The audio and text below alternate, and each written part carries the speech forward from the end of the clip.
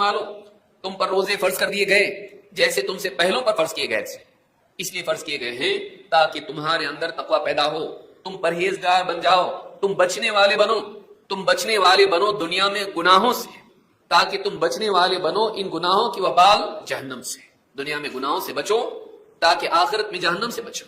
گناہوں کی وجہ کیا ہے؟ انسان کے نفس کا بے قابو ہونا، اور انسان کے نفس کے دو عیوب ہیں، نیکیوں میں سستی، گناہوں میں چستی۔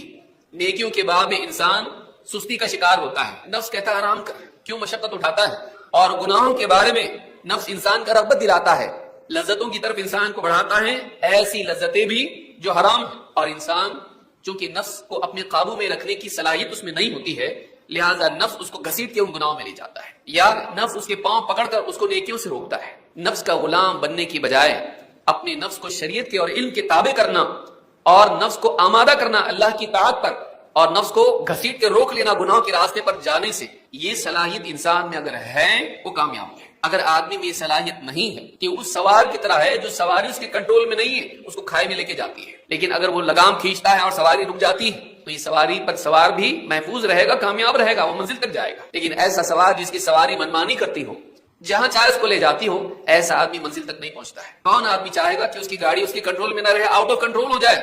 ایسی گاڑی ایکسیڈنٹ کراتی ہے۔ اسی طرح سے اگر نفس ہمارے قابو میں نہ ہو، کرنے کے کاموں پر آمادہ نہ ہوتا ہو، اور گناہوں کے کاموں سے رکنے والا نہ ہو، تو ایسا آدمی نفس کا غلام بن کے جہنم میں جائے گا۔ لہٰذا روزہ اس بات کی تربیت اور اس بات کی استعداد پیدا کرنے کا ذریعہ ہے کہ ایک انسان اپنے نفس پر قابو پانے والا بنے، اس کے اندر ڈسپلن آئے، اس کے اندر سیلف کنٹرول آئے، وہ اپنے آپ کو قابو کرنا جانتا ہو، نہیں کا مطلب نہیں، کرنا ہے تو کرنا ہے۔ جس آدمی میں یہ دو باتیں آ جائیں، دنیا کی کوئی طاقت اس کو کامیاب ہونے سے نہیں روک سکتی، چاہے وہ کامیابی آخرت کی ہو یا دنیا کی۔ آپ دیکھیں دنیا کی جتنی بھی ناکامیاں ہیں، اس کی جڑ میں آپ جھانک کے دیکھیں گے تو آپ کو دکھائی دے گا کہ کرنے کے کام کو نہیں کرتا تھا اور نہیں کرنے کے کام کرتا تھا۔ اس کی زندگی میں پرائرٹیز نہیں تھی، وہ ترجیحات نہیں جانتا تھا، وہ اولویات نہیں جانتا تھا، فضولیات میں پڑا رہتا تھا، کرنے کے کام چھوڑ دیتا تھا، اور جو کام نہیں کرنا چاہیے اسی میں لگا رہتا تھا اور کرنے کے کام نہیں کرتا تھا۔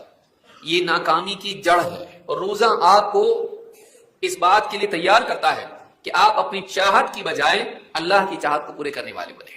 اور جس انسان کی زندگی میں یہ بات آتی ہے، یہ کامیاب انسان ہے، اس کو متقی کہتے ہیں، کہ جو پرہیزگار ہو، بچنا جانتا ہو، رکنا جانتا ہو، جہاں رکنا ہے وہاں رکتا ہو، جہاں چلنا ہے وہاں چلتا ہو۔ تو یہ روزے کے ذریعے سے اب آپ روزہ رکھ رہے، کیوں رکھ رہے ہیں؟ آپ خالی سحری کا ٹائم دیکھ رہے ہیں، افطار کا ٹائم دیکھ رہے ہیں، کتنے گھنٹے ہیں؟ 12 گھنٹے، 14 گھنٹے، بھائی بھوکا رہنا ہے، کھانا نہیں کھانا ہے۔ آپ روزے کے عمل کو صرف کھانا پینا چھوڑنا اگر اپنے لیے بنا لیں تو یہ آپ کی تربیت نہیں کرے گا۔ آپ اس سے زیادہ آگے بڑھ کے سوچیں کہ میں یہ آمادگی اپنے اندر پیدا کروں، میں اپنے آپ کو اس بات پر آمادہ کروں، یہ مزاج میرا بنے کہ میں اللہ کی نافرمانی سے بچوں گا، اللہ روک دے تو رک جاؤں گا، میرا رب اگر مجھ کو روک دے تو میں حرام تو دور میں حلال بھی چھوڑوں گا۔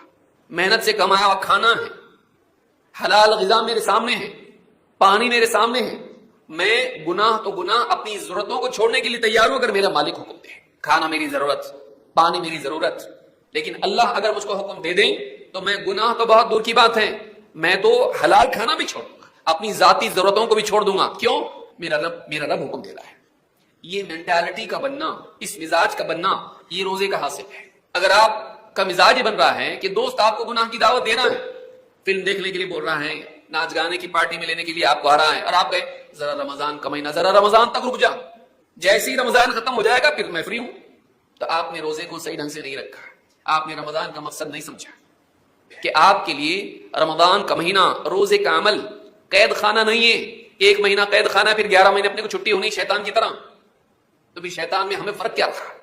وہ بھی 1 مہینہ قید ہے، اس کے بعد میں آزاد ہوگا، دندناتا پھرے گا، گناہ کروائے گا اور کرے گا۔ اگر یہی مہینہ آپ کے لیے قید کا مہینہ ہے کہ 1 مہینہ بس رک جاؤ اس کے بعد فری، تو شیطان میں ہم میں فرق کیا ہوگا؟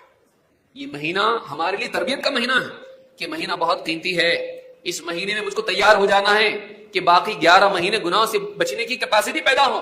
اگر اس مہینے کو صحیح ڈھنگ سے میں نے نہیں گزارا تو باقی 11 مہینوں میں کمزور پڑ جاؤں گا۔ یہ تیاری کا مہینہ ہے، یہ اپنی استعداد بڑھانے کا مہینہ ہے، یہ اپنی بیٹری چارج کرنے کا مہینہ۔ آپ بیٹری دیکھیے کیسا کرتے ہیں، سفر پر جانا ہے بھائی، صبح جاؤں گا رات میں واپس لوٹنے والا ہوں، اتنے اچھے سے بیٹری چارج کر لوں کہ راستے میں ختم نہ ہو جائے۔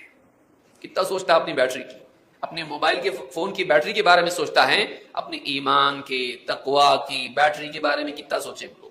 یہ چارجنگ کا ٹائم ہے ہمارا، اس مہینے میں چارج کر لوں، 11 مہینے تک یہ بیٹری چلنا چاہیے، اگلا رمضان آنے تک ہماری ایمانی تقویٰ کی قوت ہماری برقرار رہنا چاہیے۔ اگر یہ ذہن رکھ کر اس مہینے کو گزارے گا، یہ مہینہ اس کی زندگی بدلنے والا مہینہ بن سکتا ہے۔ لہٰذا یہ بات یاد رکھیں کہ رمضان کے مہینے کو تقویٰ کے حصول کا مہینہ بنائیں، بھوک ہڑتال کا مہینہ نہیں۔ بس رکنا ہے مہینے میں، جیل ہے، یہ قید خانہ ہے، بس کچھ دن رہ لو، رک جاؤ، کنٹرول کر لو، باقی پھر آزاد۔ تو یہ آدمی ناکام ہے، یہ آدمی سمجھا ہی نہیں رمضان کیوں آیا۔